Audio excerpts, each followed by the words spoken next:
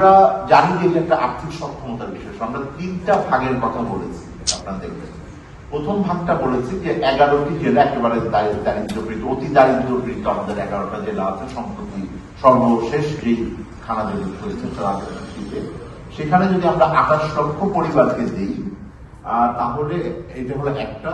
এরপরে আমরা বলেছি যে যেগুলো দারিদ্র পীড়িত, আগেরটা অতি দারিদ্র ছিল, এক্সট্রিম পভার্টি, এরপরটা হলো দারিদ্র পীড়িত। যদি আমরা 36টি জেলায় যাই তাহলে আমরা 80 লক্ষ পরিবারকে দিতে পারবো, দিতে হবে আমাদের। এবং শেষ ধাপে যদি আমি সারা দেশে দিতে চাই তাহলে 147 লক্ষ পরিবার। বাংলাদেশে প্রায় আপনারা জানবেন যে অন্তত পক্ষে 4 কোটির কিছু বেশি পরিবার আছে।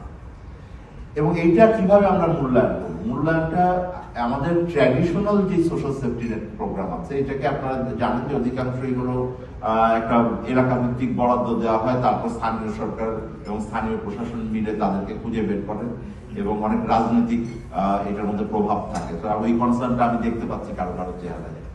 তো এখানে আমরা বলছি যে একটা বৈজ্ঞানিক একটা পদ্ধতি ব্যবহার করে আমরা একটা দারিদ্র স্কোর কার্ডের কথা বলেছি। এটা বিস্তারিতটা আমাদের রিপোর্টটাই আছে, আমি এখানে লিখি নাই। তো সেই ইন্ডিকেটরকে ধরে যেন এটাকে সিলেকশন করা হয়। সিলেকশনটা একটা ইম্পর্টেন্ট বিষয়। এবং বাস্তবায়নের ক্ষেত্রে আমরা যে খরচটা হিসাব করেছি সেটা আমি এখানে একটি দিয়েছি, 3টি আপনারা হিসাব করতে পারবেন।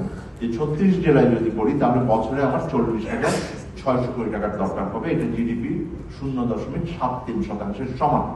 এবং এটা হিসাব করার সময় আমরা যেটা বলেছি যে এখন বাংলাদেশে প্রায় 140টির উপরে বিভিন্ন ধরনের সামাজিক নিরাপত্তা কর্মসূচি আছে, কিন্তু সেই সামাজিক নিরাপত্তা কর্মসূচিকে কমিয়ে সেগুলো বাদ দিয়ে ডুপ্লিকেশন রোধ করে এটাকে করা যাবে। এবং একই সাথে আপনার মনে থাকবে যে এই ধরনের একটা লক্ষ্য কিন্তু অনেকদিন ধরে আমাদের এক্ষেত্রে আছে।